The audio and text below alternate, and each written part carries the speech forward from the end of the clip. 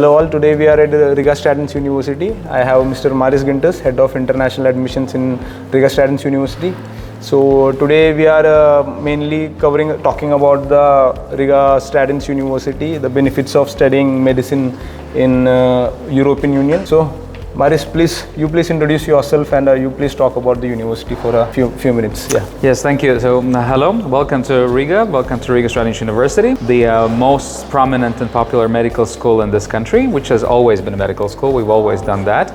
So the university was founded in 1950, so it's been 70 and some more years of medical, dental, nursing, pharmaceutical training for future doctors and specialists in the field of healthcare.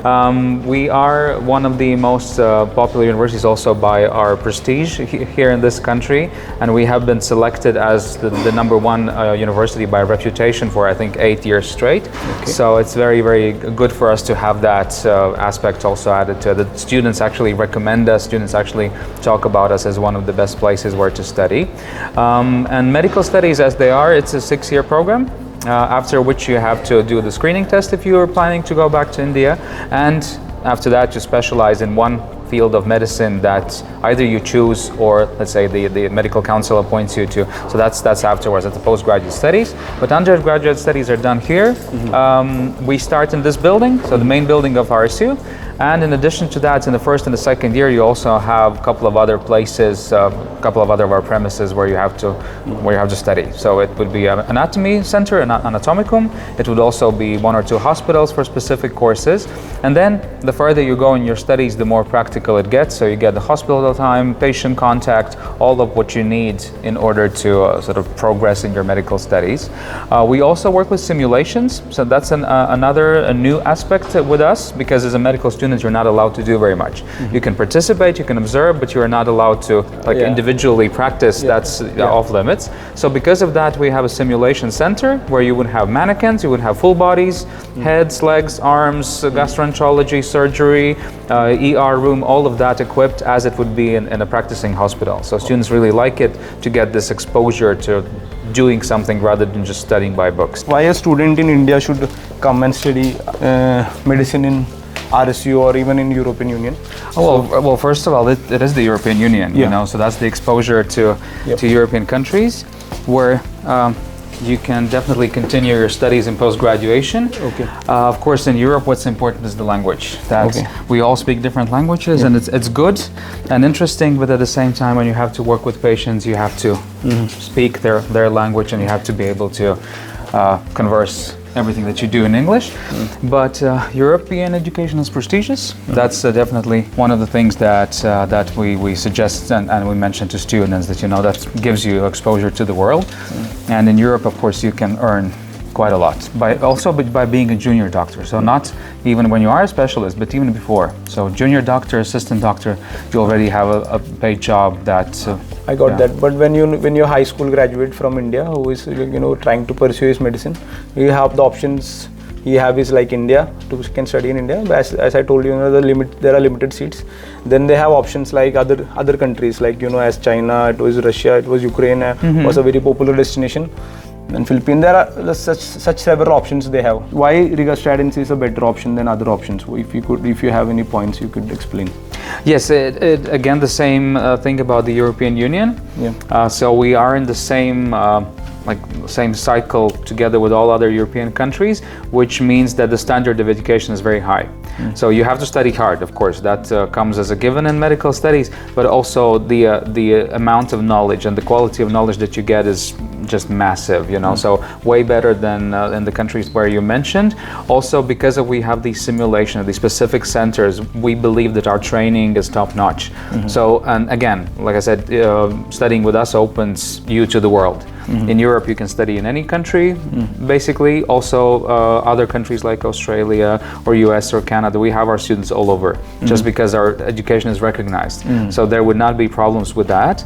And again, European Union gives you this opportunity. If you study in Ukraine, if you study in Russia and Georgia, those are countries outside of the EU. So getting a placement in Europe would be very, very troublesome. With us, it's not an issue. Our diploma is recognized everywhere. The quality, the recognition and the services that we have, you know, the study level, those are the number one things definitely. And it is recognized by almost, as you said, if someone would want to, if a graduate or from RSU want to go to UK or it is from US, it is much, you're trying to say it's much easier than going through these countries. And normally does students from India prefer living in Europe or they go back to India? What is that? Oh, very different ways. I mean, because students of course they can choose, and because you already are in Europe, sometimes students take language courses. They pick up another language because in Europe there's a huge demand of doctors. So a shortage of doctors is just an everyday thing in Europe, in all of the countries.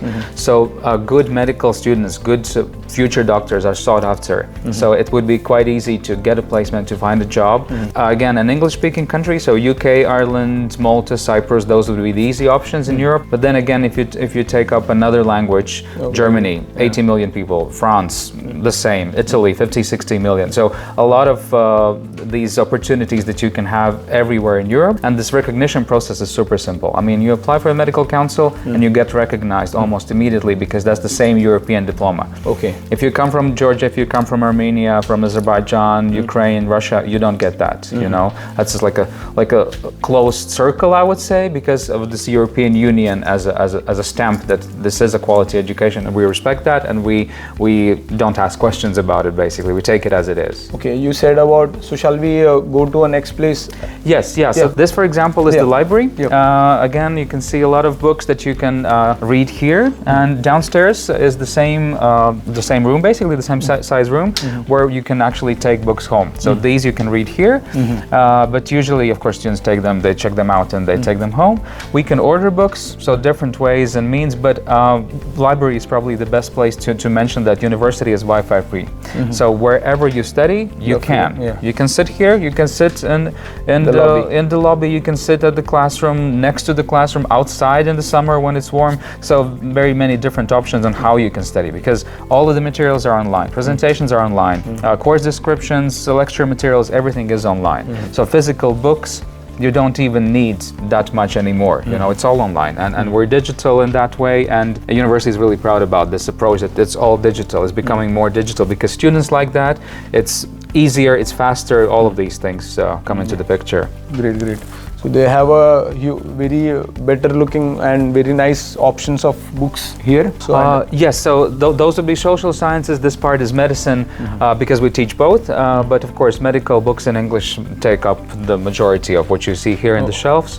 Okay. Yeah, so different things. Anatomy atlases, specific books by subject, specific books by category, all of that. Okay. Yeah. From which year they could go for internships, or like? Yeah, internship is actually a mandatory part of the program, and that would be year 6. Year 6. And the last year, there's a compulsory part, one semester, where they have to do it anywhere. They can do it here in local language, but they can also do it, for example, back home. If it's a teaching hospital, if it provides internal diseases, surgery, and another field of their choosing, it can be covered anywhere, because the purpose of the internship is that students actually work where they plan to be having their careers, where they plan to be having their postgraduate studies. So obviously it makes sense to do it in the country, in the language, in the city where you might actually work later. All right. And if let's imagine if we need to go do a master's program after this, after the MBBS, so what options do they have? We are getting MBBS MD, right? Yes. What is the difference between that degree, that abbreviation, and the other? If you could explain about it. Yeah, it's the inclusion of this internship. So you already have the practical training on the job as a junior doctor. So that's definitely key to that. Okay. That MBBS has that, but less so. So we provide more of this practical hands-on training in the hospital. Okay. Yeah, that's the idea. Who are eligible to apply in Riga Stradiņš University for a medicine program? Well, basically all Indian high school graduates, provided that they have taken the science stream. So they would have biology, chemistry, probably physics, and English as the core subjects. So those are exactly the ones that we need. And then everything else we provide, of course, when you are here, you study these additional biochemistry, histology, physiology, all of the other subjects. So yeah, that's but in many European medical universities, they also ask them to have mathematics in their high school. So is mathematics a requirement to apply in Riga Stradiņš University? Yes, it is, but then again, we can, because knowing the Indian system of physics being the core subject in sciences, we can actually substitute physics with math and the other way around. So that's doable. That's doable. And English is really never a problem. So biology, chemistry, and this math, physics, one of those subjects become the most important ones. So it means that we don't need, Riga Stradiņš doesn't require a IELTS or English language proficiency? No, we don't ask for that, because in India most of the students study in English medium, so that would be confirmation enough for us.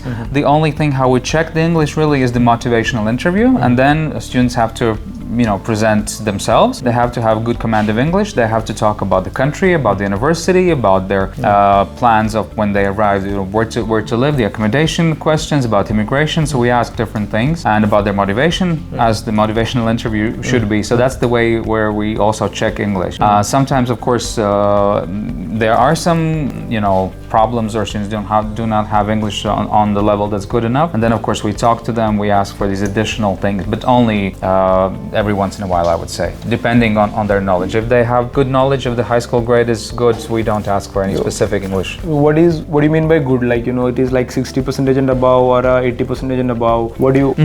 Well, usually with us in these core subjects, everything starts with 70%. So 70 and higher. Of course, the higher the grades, the better the chance, as it is. So if your grades are on 80 plus and 90 plus, that gives us an indication that you are a very good student. So and for those students, admission to university, I would say, is relatively easy, because besides the grades, you also have to get recommendation letters from your teachers. You have to write a motivational letter, like a personal statement of why medicine, why this university, and then you provide some additional certificates if you have any. If you have studied extra, if you have taken some courses like first aid or nursing or something else, that can also help with your application. Then again, it cannot substitute the grades. So the grades in the core subjects are the most important thing. Yeah. So do the students need to be NEET qualified to apply? Do you know about NEET, the exam that is conducted by the Indian government? Yes. So do they? I mean, normally several universities, several people have a concern about NEET. So what do you have? This is mainly for Indian students. So so that they understand. I know this is a very international university, but mainly for the Indian students. Do they? Okay, they have enough marks, and they don't need. If they could have a good English, they can apply. They don't need IELTS or anything else. But again, do they have to qualify NEET? Not specifically, no. They would, just to give an example, it's the similar systems, let's say US SATs. We take them into account just as a general information, not more than that, because NEET is a qualification for Indian medical schools. If you want to study with us, we don't have the same requirement. So for us, the individual subjects matter. We also take the averages of those core subjects, and that's how you get like a percentage grade that we use in the competition. Speaking of that, the competition is usually 3 to 4 candidates per place. So it's not that you have good grades and you immediately get a seat. It's never like that. You participate in a competition for a study place, and then the higher the grades, the better the chances to be chosen to get the study place offer. All right. Yeah. So this is a very valuable spot as well. It is not that you have a mark you can apply. It is you are in a competition, so better you have good grades. Yeah, and the recommendation letters and the motivation letters, all of these additional things. Because besides this motivation interview, we don't get to meet most of the applicants. So these letters will tell us who you are as a person, how motivated you are, what you have done extracurricularly maybe already, just to prepare for your medical career. All right, great. So that is the way they apply. Like if a student has finished his medicine in Riga Stradiņš, like what are the postgraduate options like normally, or in European Union if they study, what are the options they have? Yeah, so students can of course continue their medical education, which normally they do. They become specialist doctors in one of the fields of medicine. For example, in Latvia, you can study up to 70 different professions. So cardiology, surgery, pediatrics, and you name it. I mean, the fields are just impressive number of different options that you can take. You can also go into science, so you can go for your PhD as well in medicine if you want to continue with teaching, for example. Even that is possible. What is important though, again, is the language. So if you want to do it in Latvia, you have to do it in local language. There's no other way. That's by legislation. I mean, because you're working with patients, so you have to be able to speak to them in their own language. So that's important. But yeah, mostly it's the specialization courses is what students take as junior doctors, as assistant doctors, and then they proceed for a couple of years until they become specialists in their fields. Yeah. All right. And can they do it in Riga Stradiņš, or what options do they have? Like, where do they should try it and apply to get this? Yeah, they can do it here. We have some students in postgraduate studies as well. But again, this language question comes into the picture, that they have to have Latvian on C1 level, so advanced level.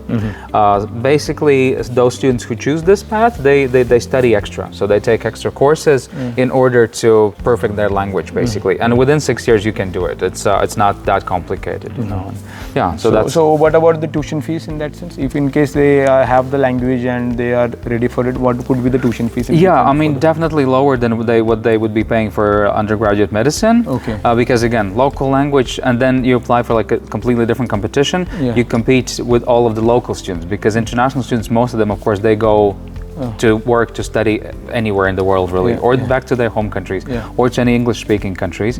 So that would be the case, that most of them actually go and sort of spread the word about us somewhere in the world. They don't physically stay here.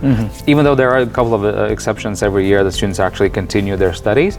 We do have also a couple of students who are teaching staff now. So they graduate, they take some courses, they undergo the post-graduation, and they stay here as assistant professors, later on professors, full professors, as it is, So teaching career, academic career is also an option, definitely. Okay. So how many Indian students, how many international students does RSU have for each year? Yeah, currently we have almost 3,000 international students coming from 80 different countries. So again, we're happy to have this multicultural, multi-ethnic background of people coming from all over the world, basically. From India specifically, and from the subcontinent, we have about 100 students, mostly coming from the southern states, but again, from India, there are students from almost every state of the country. And the number is changing year by year, but again, we see some increase in terms of Indian students coming to study with us.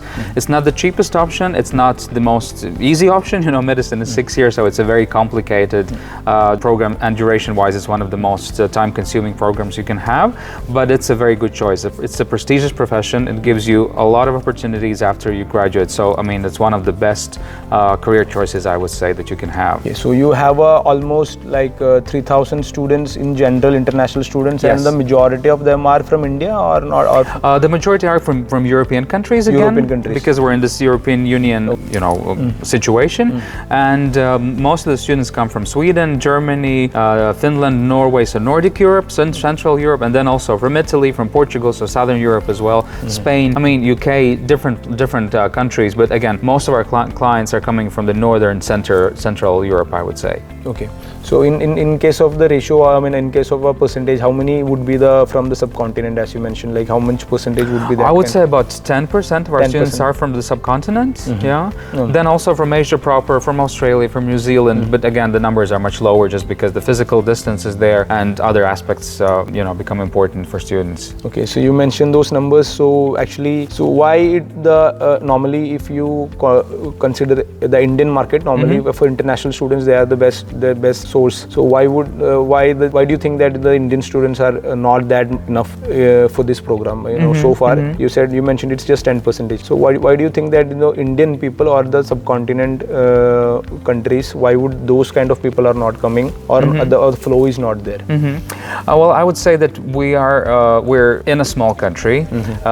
Again, in Europe, we're quite well known for the education and for the level, but to the world, again, we're relatively unknown, and being a small country, that has these disadvantages to it. But and students help a lot in this respect, because they spread the word. They are our ambassadors. They tell their parents, their relatives, their classmates, all of that. So slowly it is growing, but not to the level that, let's say, we would expect or we would want, because again, we just need to spread the word, and that comes usually from our students. So word of mouth works perfectly, I would say. But you are welcoming Indian students, more Indian students to come. Yes, of course. Yeah. yeah, of course. Because again, I mean, as it is, some students struggle with their studies, but the majority, of course, they are excellent students. You know, so if you have good grades in specific subjects in high school, you can start your studies without real problems, I would say. You can the transition to university, of course, it takes time, it takes some getting used to, but then again, it's not that complicated, you know.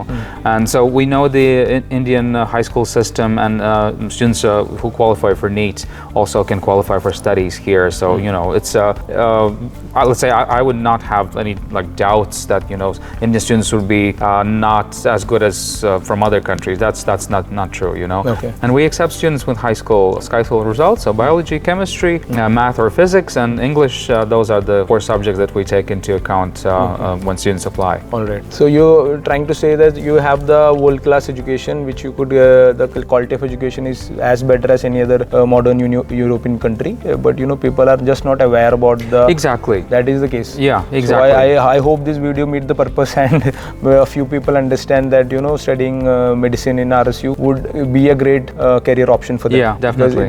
Because it is a bit expensive comparing to, you know, comparing to the options that we have earlier mentioned. So those countries, the problem is they don't have enough opportunities after their graduation. Right. But here you are open to a great source of you know, enough opportunities. So I hope that I hope those things are cleared, and this is a what hall is this? What is it called? Well, this is the Great Hall of the university. It's the biggest room in the building that we have. The capacity of seating is about 600, and we use this hall for all major activities of the university. So we open the study year here, we close it here, the graduations happen here. We just had a scientific conference last week, also held here for the most of the time. Also, when students, before they start their studies, we invite them for the orientation week. Also, it starts here and is being held here, so the students get used to the university to a certain extent. Yeah. So, Maris, how many intakes do Riga Stradiņš have? Yeah, that's a very good point to bring up, because we admit international students twice a year. So every semester you can start your studies, and there is absolutely no difference in terms of how we select candidates or what the procedures are. It's because in many universities you don't have that. You don't have 2 intakes. You usually have only the September intake. We also have February intake. So you can start your studies in winter in Latvia. And why that is, basically, because of the situation, it developed naturally. Students might finish high school a bit later. They might get their diplomas out later than our deadline, so they cannot be evaluated for the current intake. So they would be evaluated for the next one, or you start your studies elsewhere and you don't like that university or the teaching approach or something, and you can change the university, of course.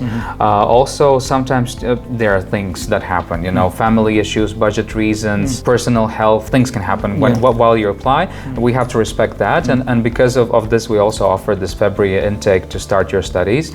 And we have less seats in February. Then again, the competition, I would say, is the same. Also 3 to 4 people per place. Again, your grades, your motivation, your full application is what counts. So speaking of deadlines, we do have a deadline for students coming from outside the EU. That would be also for Indian students and students coming from the subcontinent. And that deadline for September is the 1st of May. So by that time, you should have your documents. And also, if you study in Indian high school, you probably get your diploma in June, in July, and August, depending on the state and the school. So obviously, for those students, they can apply only for February intake. Again, it's not good or bad. It's just that time frames do not overlap, unfortunately. Because even if you get your certificate diplomas by June, they can apply by. And what is the deadline for Feb intake? For Feb intake, the deadline is the 1st of November. So you have the whole months of September and October to apply. And that gives you plenty of time to get everything done, to sort it out, to put the documents together. So I would say it's easy. So normally, if a student wants to commit to this particular program, they just need to have the certificates in their hand. Yes. And they have 2 intakes to apply. Yeah. And I don't think there are any other universities in Europe who have. There are very few universities. Very few, exactly. Yeah, some do offer that, but as far as I know, with limited number of seats. For us, actually, no. September intake is always much bigger, but February intake is also, in terms of the capacity capacity in terms of volume of students is quite high. It's close to 300 students that we admit, and medicine and dentistry and some other programs. In September intake, it's usually around 400 to 500 students that we admit. Again, mostly medicine, but also dentistry, social sciences, master's programs, so different things. So yeah, I mean, I don't think many universities have that approach. It is also an advantage for students to have a... Definitely. You just have another, you don't have to wait another year, you just wait a couple of months in which time you apply for the studies, so that makes a lot of sense. All right. Because the advantage of Riga Stradiņš is that, you know, you do accept people, you do have 2 intakes. It's one of the lecture halls, one of the big auditoriums we call them, and basically this the story here is about the pandemic, about the coronavirus, that of course before the virus we actually had full classrooms here and people studied. All theoretical lectures were held here. You had a professor with a presentation, and then the pandemic struck. So what happened afterwards, of course, this place was closed basically for 3 years, and if there's something good that came out of the pandemic, it's that students actually have presentations and everything online now. Okay. So theoretical classes are all pre-recorded.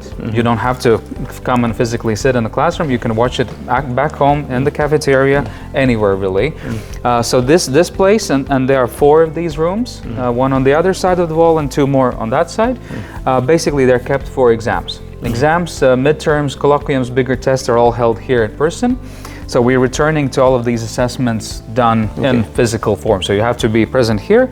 You sit down, you take out the materials, and this is how you write your exam. Also used by social science students, so different things, conferences, all of that, but basically 4 of these major auditoriums where students have theoretical classes or seminars or something like that. And of course, at the same time, they have to work in practical clinics, practical labs that we can also see in a minute. And then, of course, the size of the classroom is much smaller because this fits in the whole batch, the whole admission, I would say. Whereas in practical training facilities, you have a classroom of 20 seats basically, because you have to work, you have to concentrate on that specific task on your microscope with some tissue materials, samples, bacteria, all of that you need to do individually.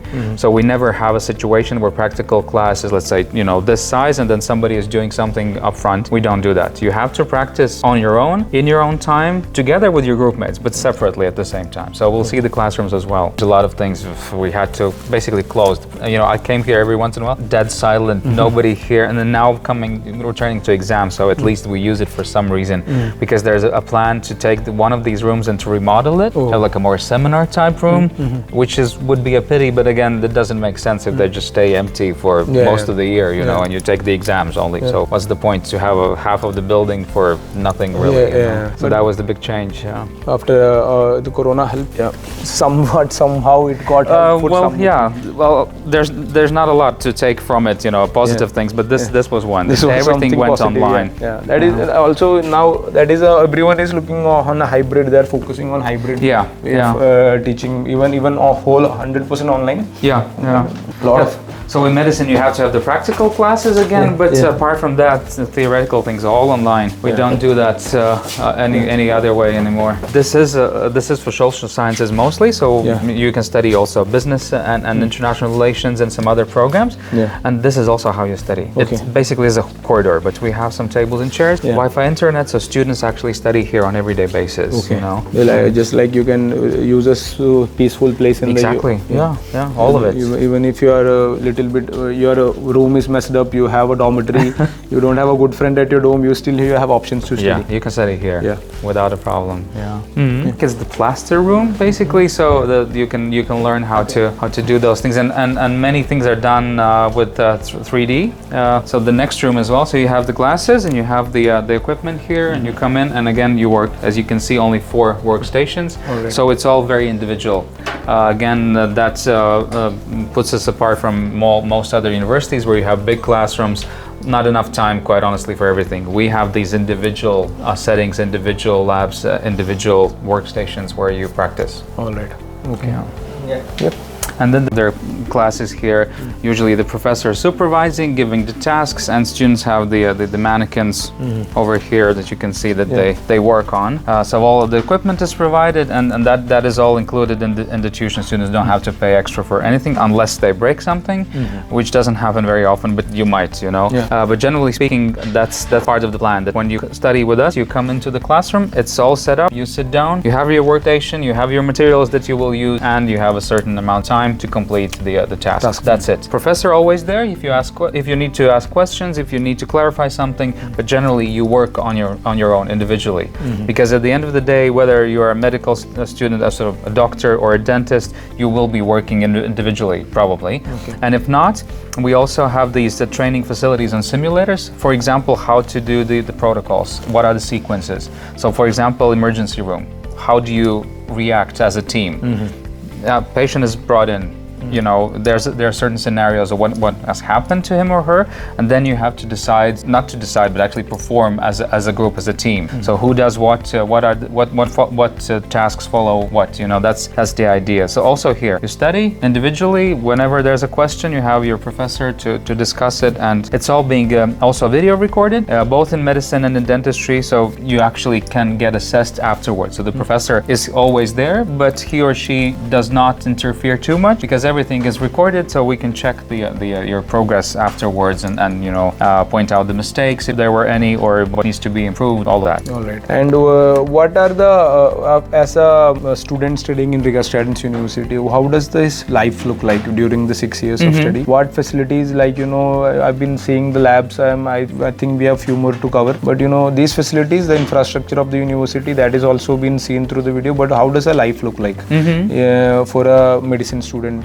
Especially for a guy from India, how would it be? Well, the easy answer is that quite tough, because you have to study very much, and I would say that at first it's not that exciting, because it's books mostly, so you study anatomy by heart basically. Other subjects, other technical subjects are also quite tough, but of course what we suggest to students always is that you have to find something that is what you like to do. If you like to go jogging, please do. If you do sport, do them, because again, you have to clear your head every once in a while. You have to forget about the book, you have to put them to the side and do things that you enjoy doing, just to be mentally free. Exactly. So what such options do they have in Riga, if being studying in Riga? Well, I mean, Riga is a relatively small city, but quite vibrant, I would say, so you can do sports, and we provide some facilities for that as well. You can do traditional sports that we have here. Also, the city center is quite tourist oriented, so quite nice. A lot of different cafes, excellent library facilities in the city, so you can do a lot, and students actually do.